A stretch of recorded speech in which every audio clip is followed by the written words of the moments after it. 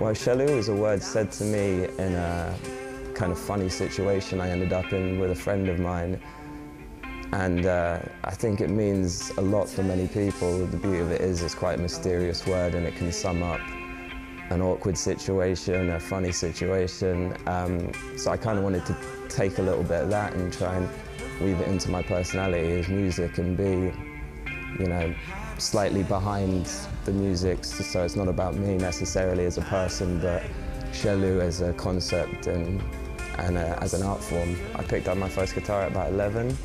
And it was my dad showed me a few chords, and within about a week I was playing more chords than he could. So yeah, from then on I was just learning out of books. I did a couple lessons but wasn't very good at learning other people's songs. So I just was asking for them to play and me to play over. And yeah, just since then, it's the longest thing I've ever done. So yeah, kept it up basically, which paid off. I went through my Nirvana phase like most people. I never really got out of it.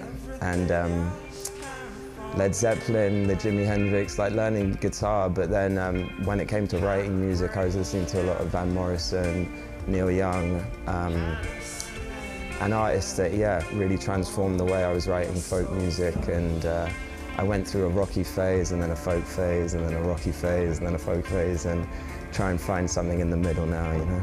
After I finished university and I began the project with a friend of mine to take it more professionally and seriously and to try and create something of the music and be able to perform as a professional musician and try and live a life as it.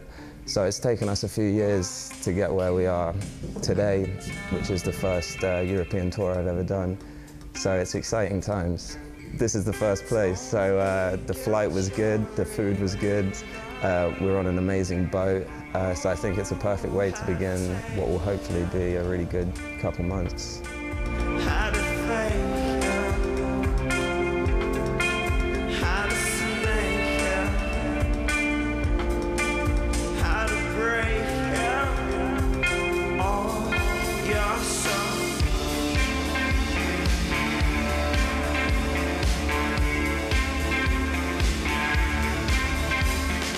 I'm not so good at trying to write a song. It usually comes by accident, so I'm playing with a riff and then the words come quite naturally within a short amount of time, and then I start recording, and once it's kind of there on paper, you start seeing that there's a lot of meaning behind some of the words I was saying, not deliberately but unconsciously, I think.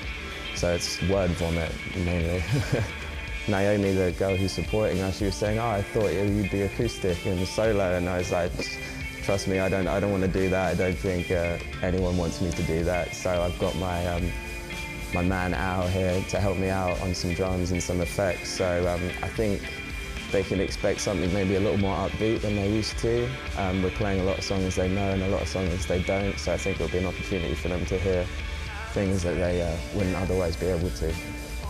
I got told to calm down the first time I started doing them live because I think all the Nirvana was coming out in me, and forgot that these songs are actually quite, you know, down-tempo and low-key, so it's actually finding the right balance to like not do too much and make sure the emotion is translated through the music, but also I want the crowd to, you know, to get a little bit groovy and enjoy themselves. So it's not too slow and sad. There's some moments of that, but it's not the whole thing.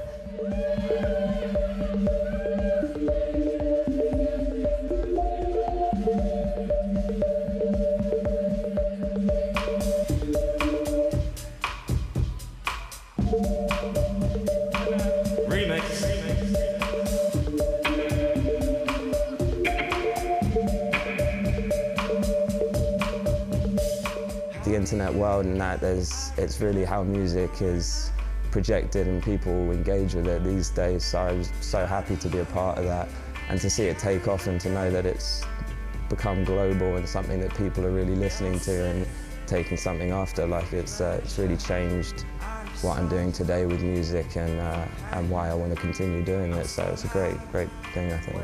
You know, music, like the videos and everything, it's an art form, and I never wanted to me as a person and my personality to take away from that, but I also think that my personality and who I am as a person is manifest in Chelou and the art itself. It's just, I think it's mainly a fear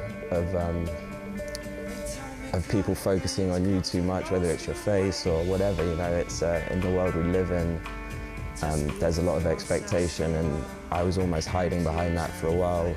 You know, there's one or two moments, don't want to give away too much, but it's little bits that we've added to some of the songs that people know, but we're able to then take them away and, you know, flow. And I always love to guitar solo and stuff, but in the music I write, you don't get to do that so much. So there's moments where I can be a bit freer on the guitar, and that's always fun, just because me and my drummer can get in sync together and make it a bit more of a live performance rather than just one-man show, if you know what I mean. I sing for pleasure, I sung for pain. I'm still high, waiting nowhere. I'm still nothing today.